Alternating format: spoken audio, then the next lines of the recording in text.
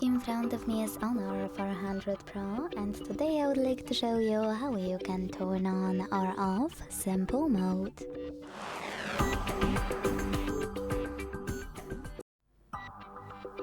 Begin by opening settings and scrolling all the way down. When you're ready, select System and Updates. Then click on Simple Mode over here and tap on Enable to activate it. As you can see, after a couple of seconds, Easy Mode was successfully enabled.